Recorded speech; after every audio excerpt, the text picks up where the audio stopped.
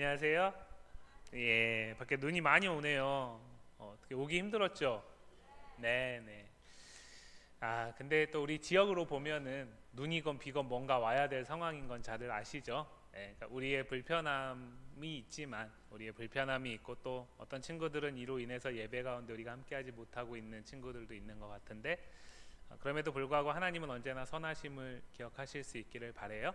우리가 보지 못하는 부분에서 하나님은 다 보시면서 하나님이 하나님의 뜻대로 지금도 세상을 다스리고 계시기 때문에 불편함보다 즐거움이 있으시길 원하고 또 누릴 수 있으시면 좋겠어요. 어제 선생님들하고 마지막 시간을 올해를 마무리하면서 잠깐 이렇게 같이 식사 교제하는 시간이 있었는데 왔는데 우리 임원들이 너무 천진난만하게 놀고 있어가지고 너무 감사했어요. 예. 시험이 끝난 거에 대한 그런 어떤 홀가분함도 있겠지만 그러나 그게 판을 깔아준다고 그렇게 되는 건 아니거든요. 그러니까 여러분들이 아직 참 많이 순수하다라는 생각을 많이 했습니다.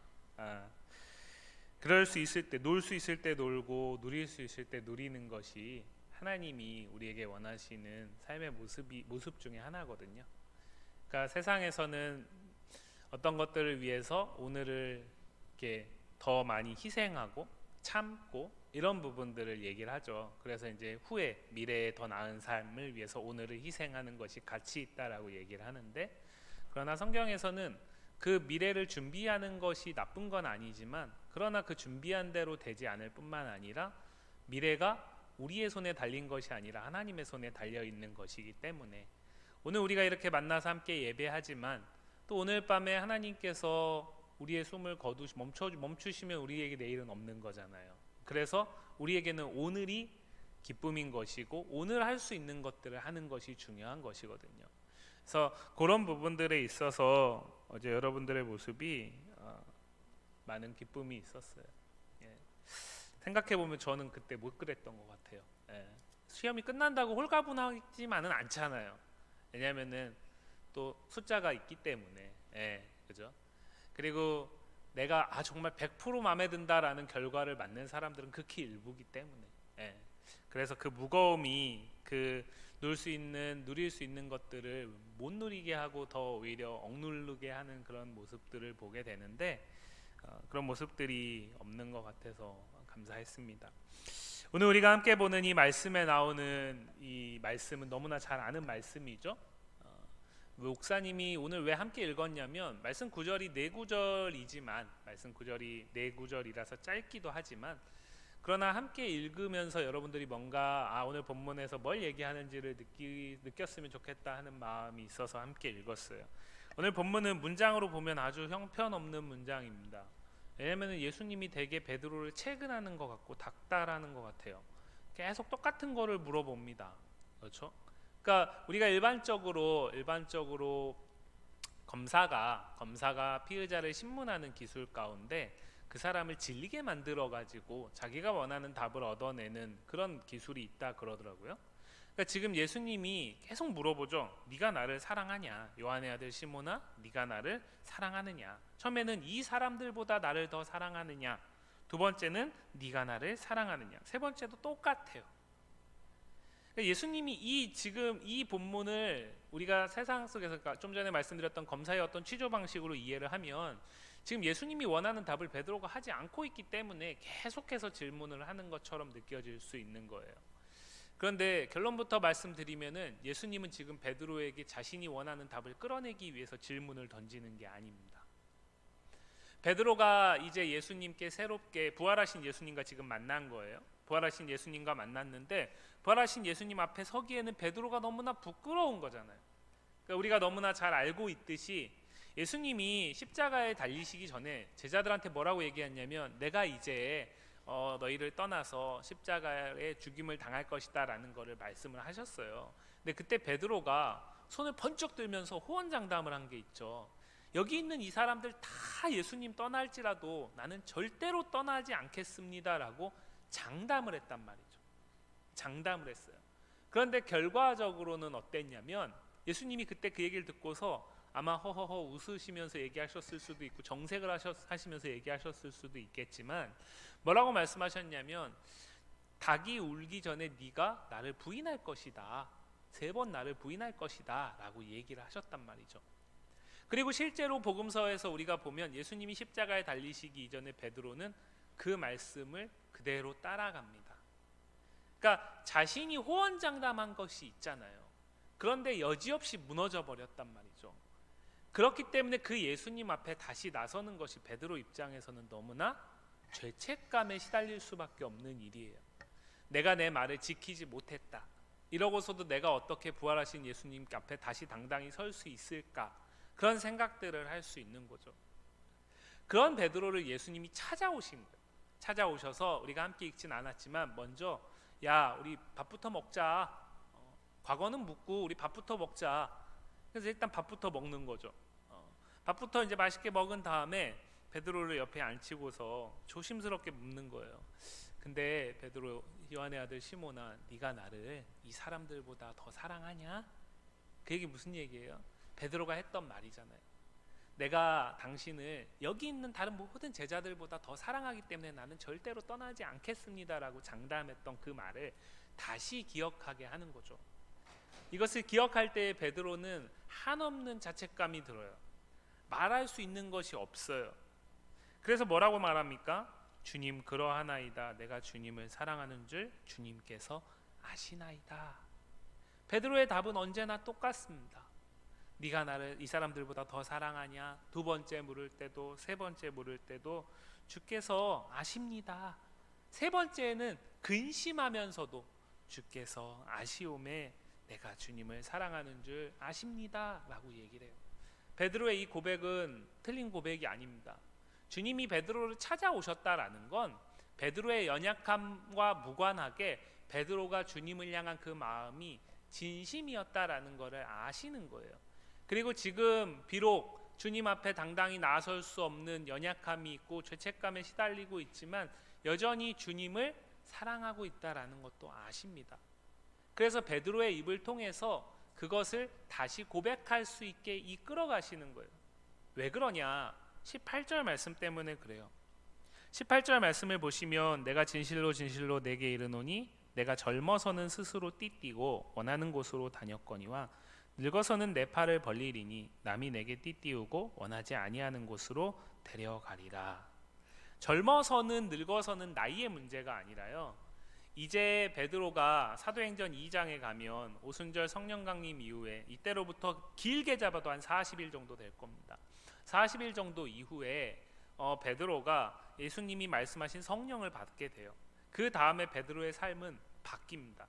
그러니까 그 이전과 그 이후의 삶을 젊어서와 늙어서라고 표현하는 거예요. 근데 그 이전의 삶, 그 이전의 삶은 어땠냐면 네가 원하는 대로 네가 스스로 띠띠고 다녔다라는 거죠. 쉽게 얘기하면 네 맘대로 살았다라는 거죠. 네가 하고 싶은 걸 하고 네가 하고 싶은 말을 하고 네가 하고 싶은 생각을 하고 그 생각대로 움직이면서 살았다라는 거예요. 그런데 늙어서는 그 예수님이 약속하신 성령 충만한 성령 강림의 역사를 경험한 이후의 베드로의 삶은 어떠냐면 이제는 자기 자신이 원하는 것을 스스로 띠띠우고 사는 삶이 아니라 누군가에게 띠띠움을 받아서 데려다니는 삶을 살게 될 것이다 라고 얘기를 하는 겁니다. 실제로 베드로는요 그러한 삶을 살았습니다. 성경 안에서 보면요 베드로는 실제로 오순절 성령 강림 이후에 그의 삶은 180도 바뀌어가지고요 이제는 예수님을 부인하면서까지 자신의 그 죄책감에 시달릴 수밖에 없는 그 연약함의 모습을 이제는 벗어버리고 예수님을 죽였던 그 사람들 앞에서도 당당하게 예수님을 증거하고 예수님을 고백하는 사람으로 바뀝니다. 그를 위해서 오늘 예수님은 찾아오신 거예요. 저와 여러분들에게도 오늘 본문은 동일한 이야기를 합니다. 우리가 예수님을 먼저 찾은 것이 아니라 예수님이 먼저 우리를 찾아오셨어요. 근데 예수님이 먼저 우리를 찾아오시지 않으시면 우리는 예수님을 찾을 수가 없습니다. 그 앞에 설 수도 없습니다. 왜냐하면 우린 죄인이기 때문에 그래요. 우리는 죄책감의 문제가 아니라 우리는 근본적으로 죄인입니다. 죄인인 우리가 예수님을 앞에 서는 것은 불가능한 것이죠. 그런데 그분이 우리를 먼저 찾아오셨어요. 그래가지고 우리에게 이 베드로에게 던졌던 이 질문을 통해서 죄책감으로부터 벗어날 수 있게 하시는 거잖아요. 우리에게는 당신의 몸을 내어주시면서 죄로부터 가리워 주셨어요. 예수님의 그 보혈의 옷을 우리에게 입히셨단 말이죠. 그렇게 돼서 우리가 오늘 예배할 수 있게 된 거죠. 그렇다면 오늘 본문은 뭐라고 얘기하는 거냐면, 예수님을 믿기 이전에 예수님의 그 보혈의 은혜가 임하기 이전에 우리의 삶은 우리가 원하는 대로 사는 삶이었다라는 거죠. 그러나 예수님이 우리를 찾아오신 이후에 우리의 삶은 이제는 우리가 원하는 대로의 삶이 아닌 예수님이 원하시는 삶으로 바뀔 수밖에 없다라는 거예요. 그것을 오늘 15, 16, 17절 말씀에 예수님이 요한의 아들 시몬아 네가 날 사랑하냐?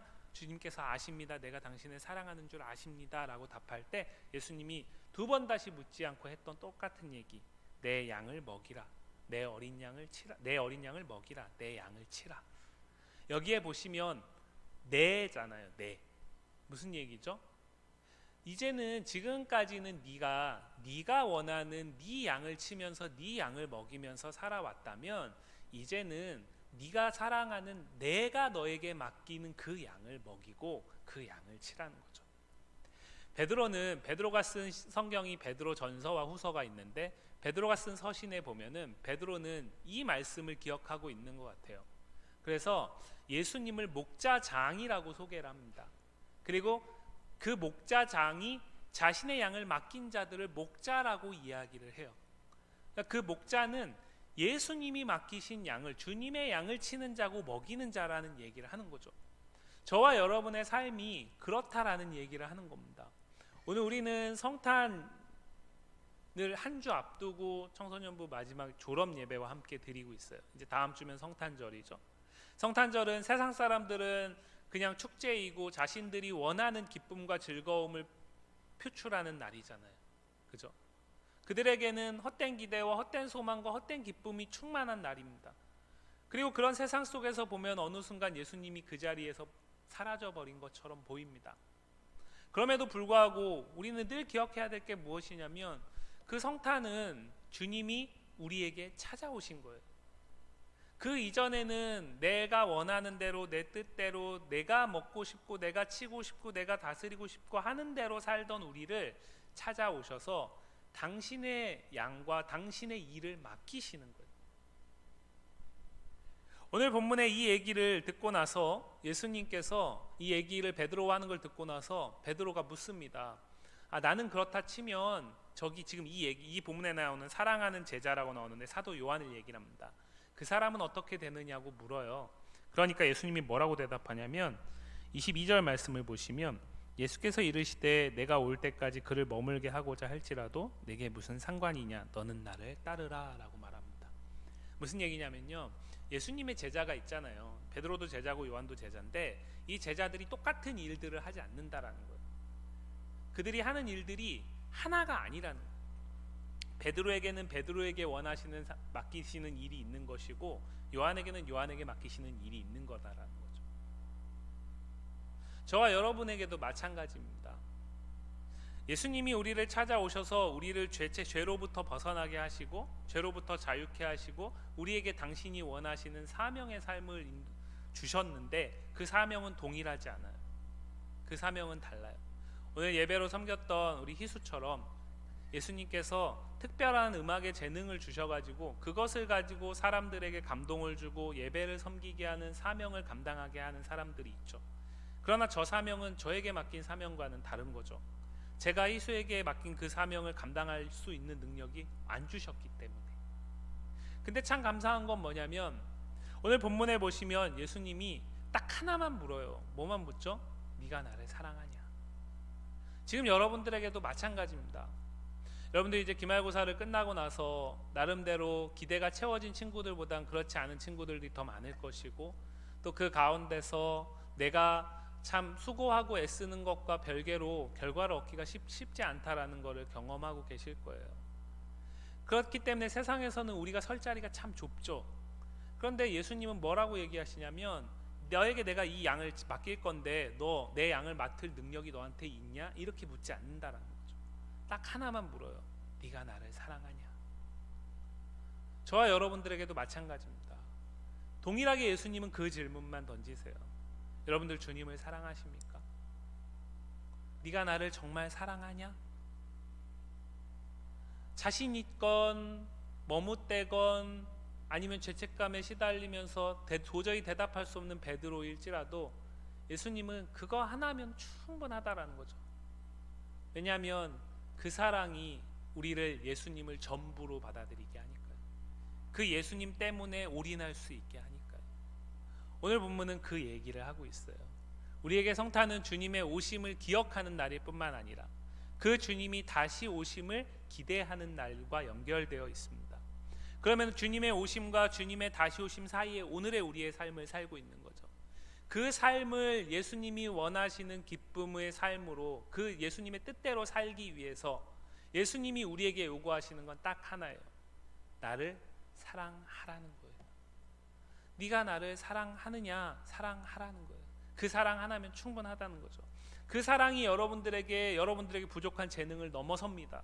그 사랑이 여러분들에게 부족하다고 느껴지는 지식을 넘어섭니다. 도저히 나로선 할 수 없는 그것을 넘어섭니다. 왜요? 내가 주님을 사랑하기 때문에 주님이 그 일을 내가 할 수 있도록 함께 이끌어 가시기 때문에 그렇습니다. 이해를 마무리하는 우리 예배 가운데 성탄을 앞두고 있는 여러분에게 이 질문이 던져진다면 여러분들 어떻게 대답하시겠어요? 여러분들 주님을 사랑하십니까? 주님을 사랑하실 수 있길 바라요.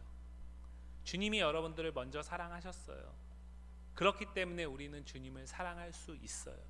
오늘 베드로에게 예수님이 그 얘기를 하는 거예요. 나는 너를 사랑해. 나는 너가 나를 부인한 거 그거 괜찮아. 나는 여전히 너를 사랑해. 너도 나를 사랑하지? 이거 물으시는 거예요. 그거면은 충분하다는 거죠. 바라기는 우리 청소년부 마지막 올해 예배를 드리면서 여러분에게 주님을 향한 사랑이 더욱더 분명해지길 원하고 그 사랑이 고백되어지고 그 사랑 안에서 소망이 그리고 내게 맡겨진 사명이 다시 한번 되뇌어지기를 간절히